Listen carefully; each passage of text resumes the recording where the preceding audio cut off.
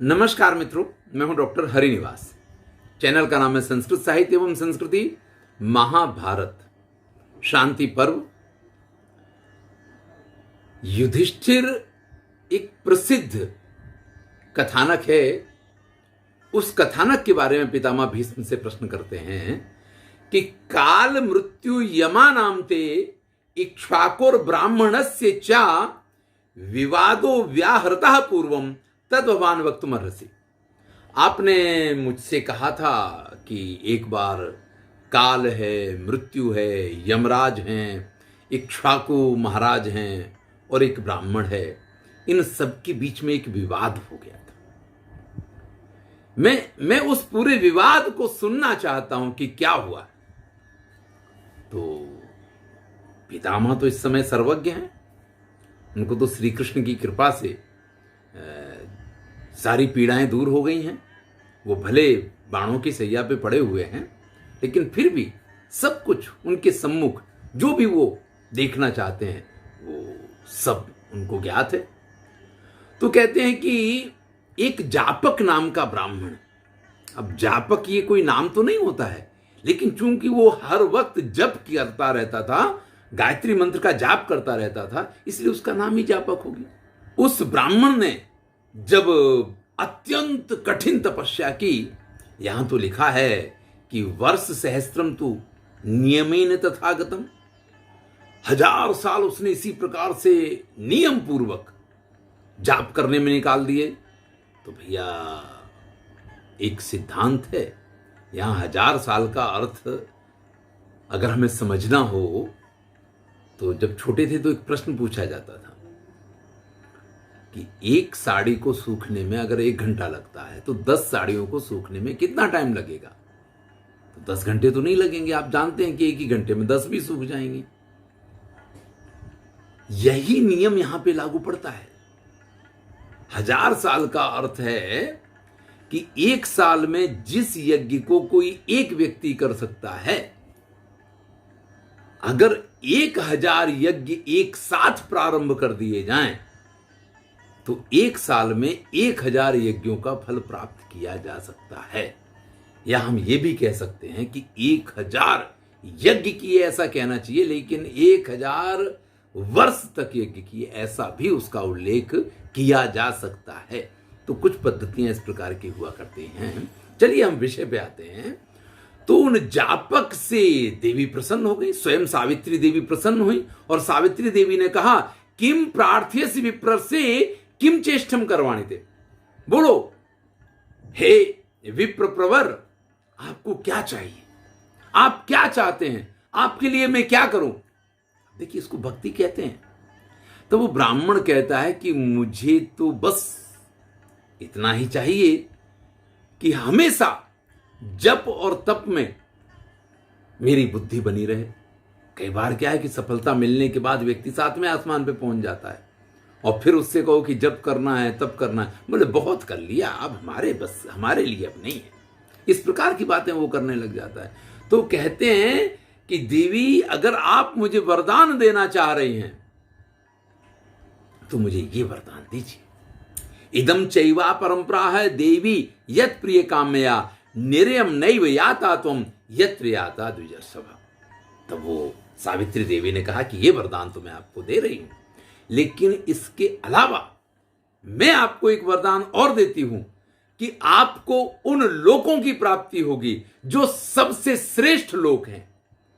आपकी गति उन लोगों के लिए होगी। यानी जब तक आपका जीवन है तब तक के लिए तो आपने वरदान मांग लिया कि हमेशा मेरी जप में और तप में बुद्धि बनी रहे, लेकिन मृत्यु के बाद इस जप तप के कारण आपको उन लोगों की प्राप्ति होगी जिन लोगों की दूसरे लोग कल्पना भी नहीं कर सकते। सर्वश्रेष्ठ जो लोग हैं वो आपको प्राप्त होंगे। देवी ने ये वरदान दे दिया। वो तो ऋषि, उनका तो काम ही वही है, क्योंकि उन्होंने वरदान ये मांगा था। अपने नियम, अपने धर्म, अपनी जो उनकी दिनचर्या है उस हिसाब से सिर्फ जप और जप में लगे रहते हैं। तब स्वयं साक्षात धर्मराज उनके सम्मुख प्रकट हुए और उनसे कहा कि मैं धर्मदेव हूं और आपकी इस निष्ठा से अत्यंत प्रसन्न हुआ हूं। आप जहां जिस लोक में जाना चाहें, आप यहां शरीर का परित्याग कर दीजिए और उस लोक की आप गति कीजिए, क्योंकि जब स्वयं धर्म आपके सम्मुख उपस्थित है तो आप किसी भी लोक का वर्ण कर सकते हैं। तो प्राण त्यागाम कुरु मुने गच्छ लोकान यथेप्सितान, अपने प्राणों का परित्याग कर दीजिए और जो लोक आपको चाहिए उन लोकों के लिए आप गति कर सकते हैं। तब ब्राह्मण कहते हैं किमनु लोकैर्हि मे धर्म गच्छत तुम च यथा सुख, मुझे कोई लोक नहीं चाहिए। आपको हे धर्मराज जहां जाना है आप अपनी इच्छा के अनुसार वहां जा सकते हैं, क्योंकि इस शरीर का परित्याग मैं नहीं करना चाहता हूं। इस शरीर से मैंने बहुत सारे दुख, बहुत सारे सुख, बहुत कुछ इस शरीर से मैंने भोगा है, और आप कह रहे कि मैं शरीर का परित्याग करके और अपने ईप्सित लोगों को प्राप्त करूं? नहीं, मैं शरीर छोड़ने के लिए तैयार नहीं हूं। तब धर्मराज ने कहा कि अवश्यम भो शरीरम ते त्यक्तव्यम मुनिपुंगवा, हे ऋषि श्रेष्ठ, आपको शरीर का तो परित्याग करना पड़ेगा। भाई कोई इस संसार में अजर अमर होके तो आया ही नहीं है। तो आप अगर ये सोचें कि नहीं मैं शरीर का परित्याग नहीं करूंगा तो ये तो गलत है। हां, आप शरीर का परित्याग करने के बाद स्वर्ग जाना चाहें स्वर्ग में जाइए, जहां जिस लोक में आपको जाना है वहां आप जा सकते हैं। तब ब्राह्मण कहते हैं न रोचे स्वर्गवासम बिना देह मयम विभो। भाई देखो, शरीर के बिना तो मुझे स्वर्ग भी नहीं जाना है। अगर शरीर के साथ स्वर्ग लेके चल रहे हो तो हम आपके साथ चलने के लिए तैयार हैं, क्योंकि अगर ये शरीर है तो ही मैं जब तप कर सकता हूं। जब मेरा ये शरीर ही नहीं रहेगा तो आने वाले शरीर से मेरी निष्ठा जब तप में रहेगी नहीं रहेगी इसका कुछ पता नहीं है, इसलिए मैं शरीर का परित्याग नहीं करूंगा। तब धर्मराज कहते हैं कि भाई शरीर के साथ इस प्रकार का मोह रखना ये अच्छी बात नहीं है। शरीर के प्रति निर्मोह होना यही सुखी होने की निशानी है। आप शरीर के साथ का मोह परित्याग कर दीजिए। आप जब दिव्य लोकों में जाएंगे तो ये शरीर आपके किसी काम का नहीं है। ब्राह्मण कहता है सशरीरेण गंतव्यम मया स्वर्गम नवाविभो। आप मुझे एक जवाब दीजिए कि मैं शरीर के साथ स्वर्ग जा सकता हूं या नहीं जा सकता हूं। अगर जा सकता हूं तो मैं चलने के लिए तैयार हूं, और नहीं जा सकता हूं तो भैया अपना रास्ता नापो, मुझे आपके पास से कुछ नहीं चाहिए। धर्मराज आए थे, और आपको मालूम है जब कोई देवता आता है तो कुछ ना कुछ प्रदान करके जाना चाहता है। बिना प्रदान किए वो अगर जाता है तो उसके देवत्व की हानि होती है। देवता अपने बस में नहीं है। हम अगर कोई तपस्या करके, कोई आराधना करके, कोई सिद्धि प्राप्त करके किसी देवता को बुला लेते हैं ना, तो फिर वो हमारे बस में होता है। फिर जो हम कहते हैं वो उसको करना पड़ता है, वरदान देना पड़ता है। तभी तो ऐसे ऐसे वरदान दिए गए हैं सबको। तब धर्मराज कहते हैं यदि तुम नीच से त्यक्तुम शरीरम पश्यपेत विजय। देखो भाई, अगर आप शरीर का परित्याग नहीं करना चाहते हो तो देखो यहां पे काल भी आ गया है, यहां मृत्यु भी आ गई है, और यमराज स्वयं यहां करके पहुंच गए हैं। अब आप इन लोगों से निपट लो। धर्म ने क्या कह दिया कि आपको शरीर का परित्याग करना पड़ेगा, क्योंकि ये नियम है। अब आप नहीं करना चाह रहे हो तो ये तीनों लोग यहां उपस्थित हैं। यमराज भी आ गए हैं, काल यानी समय भी आ गया है, और मृत्यु भी आ गई है। तीनों यहां विद्यमान हैं। अब आप इनसे अपने हिसाब से निपट लो। तब यमराज कहते हैं कि हे ऋषिवर, हे ब्राह्मण श्रेष्ठ, आपने जो तपस्या की है, आपने जिस चारित्र के साथ, जिस निष्ठा के साथ, जिन यौगिक भावनाओं के साथ में ये जप किया है, फल प्राप्तिर तब श्रेष्ठा यमोहम त्वामुप। मैं यमराज आपसे कह रहा हूं कि आपकी इस तपस्या के बल से आपको वो दिव्य लोक, यानी जो कुछ आपको चाहिए उन फलों की आपको प्राप्ति करने का अधिकार है। यानी इसके बाद आपके लिए कुछ भी प्राप्तव्य नहीं रहता है। फिर काल कहता है ब्राह्मण श्रेष्ठ, ये समय, मैं स्वयं समय आपके सम्मुख खड़ा हूं और मैं आपको बता रहा हूं कि ये समय वो आ गया है जब आपको स्वर्ग में पहुंचना चाहिए। अब इस पृथ्वी पे आपके रहने का समय पूरा हो गया है, अब आपको स्वर्ग में पहुंचना चाहिए। तो ब्राह्मण कहते कि हमने तो कभी स्वर्ग में जाने के लिए मना किया ही नहीं है। सवाल तो शरीर के साथ जाने या बिना शरीर के जाने का है। तो मृत्यु कहती है मृत्यु माम बीति धर्मज्ञ रूपिणम स्वयं आगतम। मैं साक्षात मृत्यु आपके सम्मुख अपने स्वरूप में उपस्थित हूं। मृत्यु तो सिर्फ मृत्यु के रूप में दिखाई देती है। यहां मृत्यु अपने शरीर से सशरीर आपके सम्मुख उपस्थित है और काल ने आपको बता दिया, समय ने आपको बता दिया कि इस पृथ्वी पे आपका समय पूर्ण हो गया है, अब आपको स्वर्ग जाना ही पड़ेगा।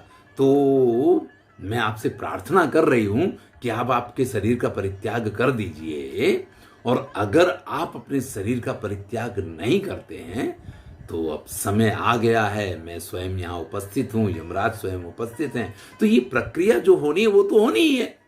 उन ब्राह्मण श्रेष्ठ ने अपने सम्मुख आए हुए उन धर्मराज, उन यमराज, उन काल और मृत्यु, इन सब को पाद्य अर्घ देकर के इनका स्वागत किया। आइए, पधारिए, विराजमान होइए। और अभी वो सबका स्वागत कर ही रहे थे, तब तक महाराज इक्ष्वाकु वहां आकर के पहुंच जाते हैं।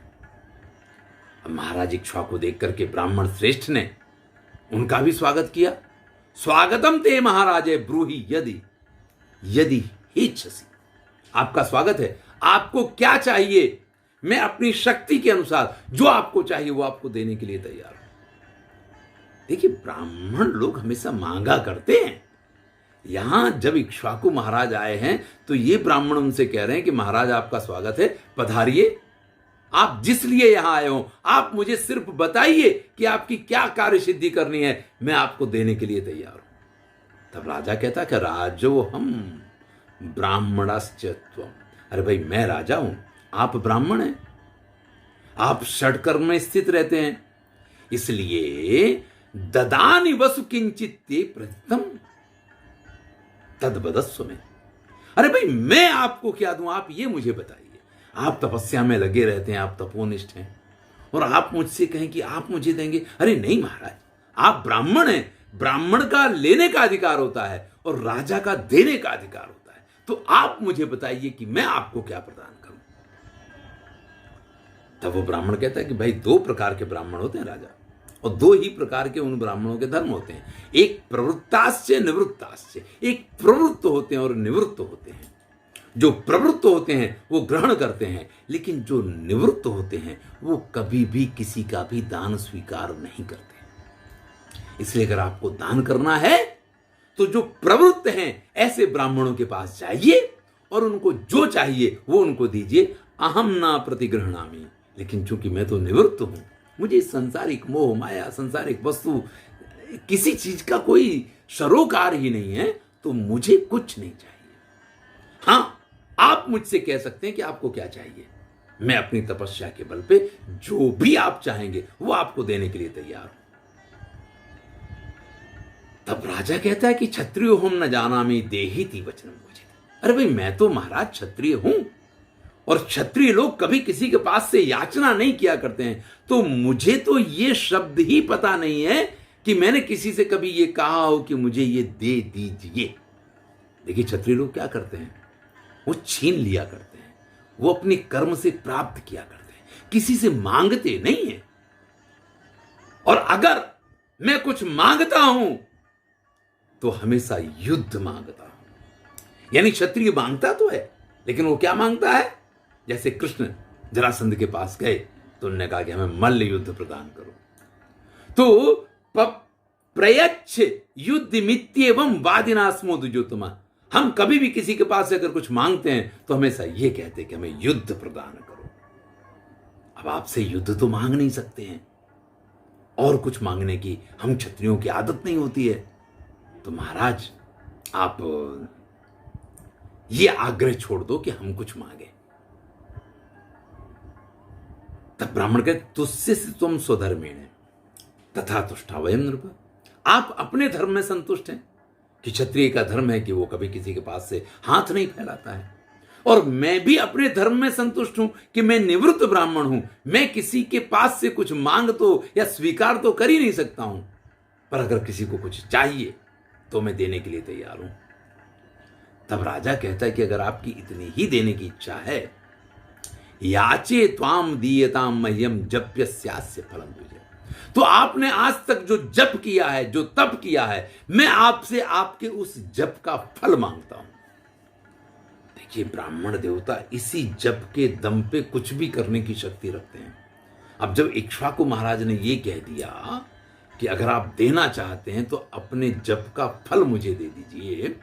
तो थोड़ी देर के लिए तो स्वाभाविक है कि ब्राह्मण को भी ये लगा, तो कहते हैं युद्धम मम सदा वाणी याचिती विकथ से। अभी तो आप कह रहे थे कि मेरी वाणी से जब भी याचना निकलती तो सिर्फ युद्ध की निकलती, तो आपने मुझसे युद्ध ना मांग करके ये मेरे पुण्यों को या मेरे जप के फल को मांगा है, इसका मतलब क्या है? यानी आप अपनी बात से हट गए। तब राजा कहता है वाग वज्रा ब्राह्मणा प्रोक्ता। भाई हमेशा ये कहा गया है कि ब्राह्मणों के पास वाणी की शक्ति होती है, और क्षत्रिया बाहु जीविना, और क्षत्रिय जो होते हैं वो अपने भुजाओं की दम पे जीते हैं। तो हमारा आपका कोई भी इस प्रकार का युद्ध तो संभव नहीं है। हां, आपके साथ अगर कोई युद्ध हो सकता है वो सिर्फ वाणी का युद्ध हो सकता है। और मैंने आपसे ये जो आपका फल मांगा है ना, यहां से हमारे और आपके बीच में वो वाग युद्ध शुरू हो गया है। अब आप कहेंगे कि वाग युद्ध कैसे? देखिए, ये इंटरव्यू वगैरह की कला है। इसी प्रकार से वहां होता है कि आप एक बात कहते हैं, फिर बात शुरू हो जाती है। ब्राह्मण से उन्होंने जप का फल मांगा और कहा था ये कि मैं कभी भी युद्ध के अलावा कुछ मांगता नहीं हूं। तो ब्राह्मण ने प्रश्न खड़ा किया ना कि आप कह तो रहे थे कि आप युद्ध के अलावा कुछ नहीं मांगते हैं, और आपने मांग लिया ये जप का फल। तो आपने जो वर्ष शतम पूर्णम जप्यम वही जपता त्वया फलम प्राप्तम तत्प्रयच्छे मम दित्सुर भगवान। यदि अब तो मेरी एक ही बात है कि अगर आप देना ही चाहते हैं तो सैकड़ों वर्ष तक तपस्या करके जप करके आपने जिस फल को प्राप्त किया है वो फल या उस जप के उस फल को आप मुझे प्रदान कर दीजिए। तब वो जापक ब्राह्मण कहते हैं कि अर्धम तुम अविचारेण फलम तप से यह वापनो है। आधा फल तो अभी के अभी आपको बिल्कुल मिल जाता है। आप कुछ भी मत सोचिए, उस फल के आप अधिकारी हो गए हैं। लेकिन ऐसा नहीं है कि मैं आधा फल और आपको नहीं दे रहा हूं। आप अपनी इच्छा के अनुसार, यानी आप कोई भी इच्छा नहीं रखेंगे तो भी आधा फल तो आपके पास आ ही गया है। लेकिन जब भी आप किसी भी प्रकार की कोई भी कामना करेंगे, कोई भी इच्छा करेंगे, तो बाकी का आधा फल भी आपके सामने उपस्थित होगा, आप उसका लाभ ले सकते हैं। अब तो राजा फंस गए। राजा को यह था कि ये ब्राह्मण देवता जप का फल देने के लिए तो तैयार नहीं होंगे, लेकिन ब्राह्मण देव ने कह दिया कि मैं आपको दे रहा हूं। आधे के अधिकारी आप तुरंत हो गए, और आधा आप कोई कामना करेंगे तो आपके पास आ जाएगा। अब तो जो क्षत्रिय का धर्म है कि क्षत्रिय किसी के पास से कुछ स्वीकार नहीं कर सकता है, अब राजा फंस गए। चलिए, अब ये फंसे हुए राजा और ब्राह्मण के बीच में क्या होता है इसको हम अगले वीडियो में सुनेंगे, क्योंकि बस इतनी ही एक वीडियो की कैपेसिटी होती है। तो इस कथा को कल हम कंटिन्यू करेंगे। मैं हूं डॉक्टर हरिनिवास और चैनल का नाम है संस्कृत साहित्य एवं संस्कृति। ये महाभारत है। ये जो कथा आप सुन रहे हैं ना, ऐसी कथा जीवन में कभी आपने सुनी नहीं। इतनी सुंदर ये कथा। आनंद लीजिए। अच्छा लगे तो मित्रों के साथ शेयर कीजिए। धन्यवाद।